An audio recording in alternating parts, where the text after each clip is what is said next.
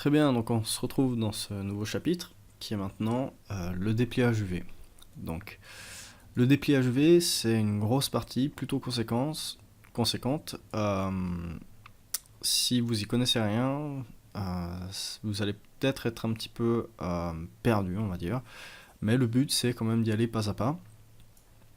Alors, on va commencer directement par l'introduction si vous y connaissez rien. Alors, les UV, c'est tout ce genre de choses. Le principe, ce sera de prendre notre modèle 3D de base et d'en faire un espèce d'aplat. Et ensuite, grâce à cet aplat, on va pouvoir en fait venir le texturer et vraiment être précis sur les endroits où l'on voudrait de la peinture et autres. Dans l'idée, on va utiliser nos Quixel pour faire le texturing, donc qui est un programme externe directement lié à Photoshop. Mais ça revient au même, on est obligé de faire un dépliage UV avant. Donc on voit ici chaque partie du corps qui a été découpée. Donc ici on a la partie frontale du torse, le dos, ici les mains, le visage.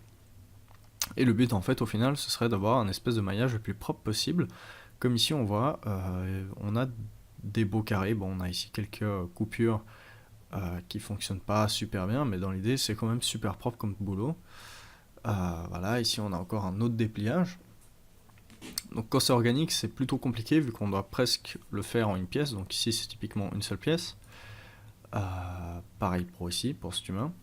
Mais si on part sur du mécanique comme nous, du hard surface, on peut se permettre en fait de faire plein d'éléments, vu que le hard surface c'est plusieurs éléments, plusieurs objets qui vont constituer au final un grand objet. Donc là j'ai préparé quelques UV, vite fait on va dire en 2 clics, grâce aux outils que Cinema 4D nous propose. Donc ici, on voit qu'on a, hop, alors je vais juste augmenter la qualité de l'éditeur texture.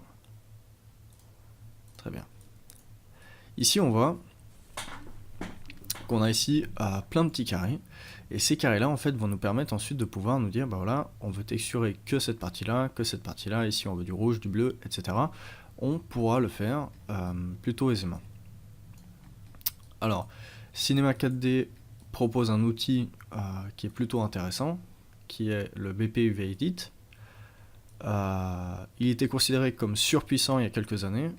Là maintenant, il est un petit peu dépassé, mais il tient quand même la route. Il n'est pas aussi fort que certains autres softs de 3D qu'on pourrait trouver sur le marché, mais pour ce dont on en a besoin actuellement, il va amplement faire l'affaire. Donc, on le trouve ici. Donc, on a les interfaces de démarrage, sculpting, standard, etc. Et nous, c'est le BP UV Edit qui nous intéresse. Très bien. Alors, dedans, on voit que ça change drastiquement. Il y a des nouveaux outils. Là encore, les objets, les matériaux, les couleurs, ça c'est peut-être un peu nouveau, mais il y a pas mal de choses qu'on connaît. Ici, on a notre boîte d'attributs qu'on connaît aussi. Et là, par contre, tout ça, c'est un peu nouveau. Et ce panneau aussi. Donc, pas mal de nouvelles fenêtres, pas mal de nouvelles choses, mais on va très bien pouvoir s'en sortir. Alors, hop, là on va faire un petit exemple. Par exemple, si je viens sélectionner ici, hop, mon cube que j'ai déjà déplié auparavant. Alors, je vais créer par exemple un nouveau calque et faire un contour, on va dire rouge, comme ça on le voit bien. Un contour rouge, hop. Donc ça en fait c'est chaque UV. Et hop, ces UV sont placés ici sur mon cube. Dans l'idée, ils sont aussi placés sur les autres éléments parce qu'ils font partie en fait du même layout. Donc je vais devoir venir en fait déplacer, commande Z, mon cube. Alors imaginons que je viens le placer hop en bas à gauche, ici. Je vais récupérer les layouts de ma sphère, je vais les placer le plus en haut à droite et ceux de l'ellipse. De la sphère, hop, je vais les placer en haut à gauche en espérant qu'ils s'entrechoquent pas trop. Je vais la rapetisser un petit peu. Très bien.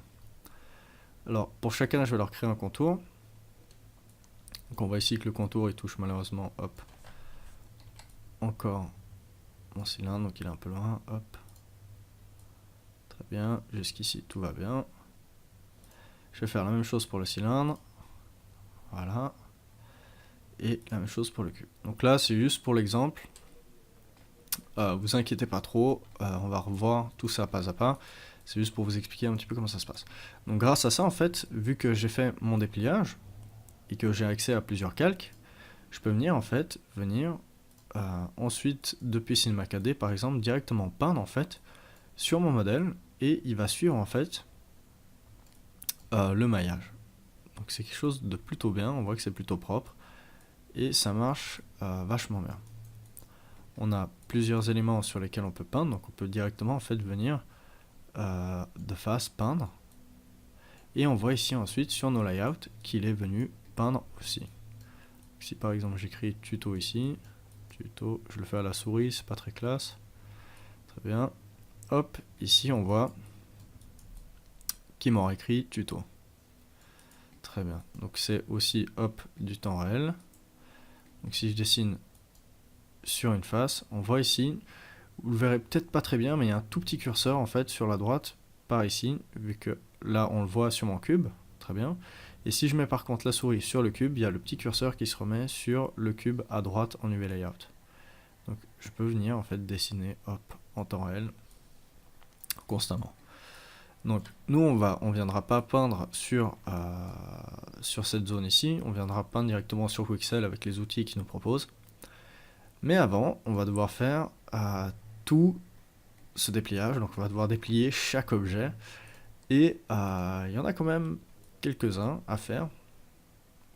Si on regarde notre hiérarchie, il y a quand même pas mal d'éléments à déplier, mais ça ira, on va les faire l'un après l'autre, on va tous les faire ensemble, et on aura un plutôt bon résultat normalement.